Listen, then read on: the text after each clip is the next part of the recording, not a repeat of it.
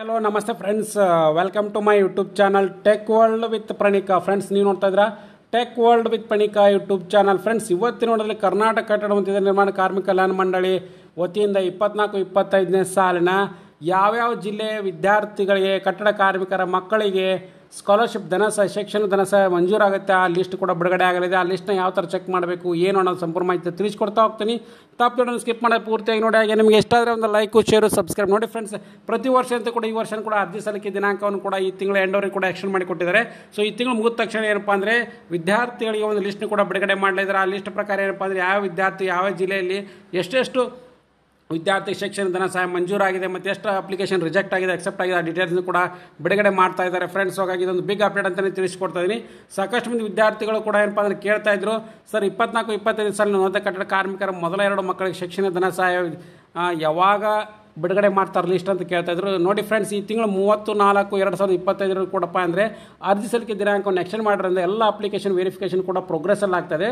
ಈ ತಿಂಗಳು ಬಂದಾದಮೇಲೆ ನೆಕ್ಸ್ಟ್ ಮೇ ಮೊದಲನೇ ವಾರದಲ್ಲಿ ನಿಮಗೆ ಲಿಸ್ಟ್ ಕೂಡ ಬಿಡುಗಡೆ ಆಗಿದೆ ಮತ್ತು ಅದ್ರ ಜೊತೆಗೆ ಶಿಕ್ಷಣ ಧನ ಸಹಾಯ ಕೂಡ ಬಿಡುಗಡೆ ಆಗುತ್ತೆ. ಯಾವ ವಿದ್ಯಾರ್ಥಿ ಎಷ್ಟೆಷ್ಟು ಬಂತು ಏನನ್ನೋದು ಕೂಡ ನೀವು ಚೆಕ್ ಮಾಡ್ಕೋಬೋದು. ಸೊ ಆ ಚೆಕ್ ಮಾಡ್ಕೊಳ್ಳಿಕ್ಕೆ ಲಿಸ್ಟ್ನು ಕೂಡ ಎಲ್ಲಿ ಬಿಡ್ತಾರೆ ಏನು ಅಂತ ಕೂಡ ಕೇಳ್ತಾ ಇದ್ರು. ಎಸ್ ಫ್ರೆಂಡ್ಸ್, ಆ ಲಿಸ್ಟ್ನು ಕೂಡ ಏನಪ್ಪ ಅಂದರೆ ಇಲ್ಲ ಆಟೋಮೆಟಿಕ್ಲಿ ಆ ಡೀಟೇಲ್ಸ್ನು ಕೂಡ ಬಿಡುಗಡೆ ಮಾಡ್ತಾರೆ. ಆ ಡೀಟೇಲ್ಸ್ಗಳು ಈ ಥರ ಇರುತ್ತೆ. ಶಿಕ್ಷಣ ಧನ ಸಹಾಯ ಯಾವ ಜಿಲ್ಲೆಯಲ್ಲಿ ಎಷ್ಟೆಷ್ಟು ವಿದ್ಯಾರ್ಥಿಗಳಿಗೆ ಮಂಜೂರಾಗುತ್ತೆ ಏನು ಅನ್ನೋದು ಕೂಡ ಇಲ್ಲಿ ನೀವು ಈ ಥರ ಚೆಕ್ ಮಾಡ್ಕೋಬೋದಾಗಿದೆ. ಇದು 22-23ನೇ ಸಾಲಿಂದ ಆಗಿದ್ದು 24-25ನೇ ಸಾಲಿಂದ ಕೂಡ ಬಿಡುಗಡೆ ಆಗುತ್ತೆ ಫ್ರೆಂಡ್ಸ್. ಸೊ ಹಾಗಾಗಿ ಇದು ಲೇಟೆಸ್ಟ್ ಆಗಿರ್ತಕ್ಕಂಥ ಬಿಗ್ ಅಪ್ಡೇಟ್. ಸಾಕಷ್ಟು ಮಂದಿ ವಿದ್ಯಾರ್ಥಿಗಳು ಕೇಳ್ತಾ ಇದ್ರು, ಸರ್ ನಮ್ಮ ಜಿಲ್ಲೆದನ್ನ ನೀವು ಇಲ್ಲಿ ಡೌನ್ಲೋಡ್ ಮಾಡ್ಕೊಂಡು ಕೂಡ ಕ್ಲಿಕ್ ಮಾಡ್ಕೊಂಡು ನೋಡ್ಕೋಬೋದು. ಇಲ್ಲಿ ನೋಡಿ ತೋರಿಸ್ಕೊಡ್ತೀನಿ. ನಾವು ಒಂದು ಯಾವ್ದಾದ್ರು ಒಂದು ಜಿಲ್ಲೆದು, ಈಗ ಬೆಳಗಾವಿ ಜಿಲ್ಲೆದು ಕೂಡ ಡೌನ್ಲೋಡ್ ಕೊಟ್ಟಿದ್ದೀನಿ. ಡೌನ್ಲೋಡಿಂಗ್ ಫೈಲ್ ಅಂತ ಬರುತ್ತೆ, ಇಲ್ಲಿ ಓಪನ್ ಮಾಡ್ಕೋಬೋದು.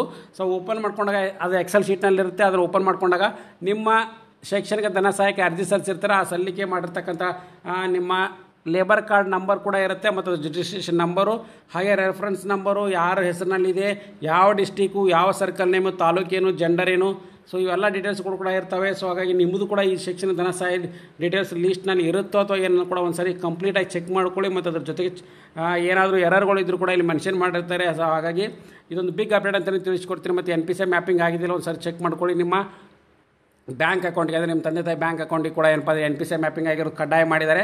ಸೊ ಅದ್ರ ಜೊತೆಗೆ NPCI ಮ್ಯಾಪಿಂಗ್ ಆಗಿಲ್ಲ ಅಂದ್ರೆ ಕೂಡಲೇ NPCI ಮ್ಯಾಪಿಂಗ್ ಕೂಡ ಮಾಡಬೇಕು.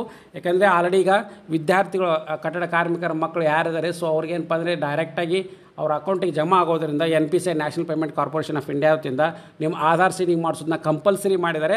ಸೊ ಅದಾಗಲಿಲ್ಲ ಅಂದರೆ ನಿಮ್ಮ ಅಮೌಂಟ್ ಪೆಂಡಿಂಗ್ನಲ್ಲಿರುತ್ತೆ ಮತ್ತು ಅದು ಯಾವಾಗ ನೀವು NPCI ಮ್ಯಾಪಿಂಗ್ ಮಾಡಿಸಿರ್ತಾರೆ ಅವಾಗ ನಿಮ್ಮ ಅಕೌಂಟಿಗೆ ಕ್ರೆಡಿಟ್ ಆಗುತ್ತೆ ಫ್ರೆಂಡ್ಸ್. ಹಾಗಾಗಿ ಆದಷ್ಟು ಬೇಗನೆ NPCI ಮ್ಯಾಪಿಂಗ್ ಆಗಿದ್ದಿಲ್ಲ ಒಂದು ಸರಿ ಚೆಕ್ ಮಾಡ್ಕೊಳ್ಳಿ.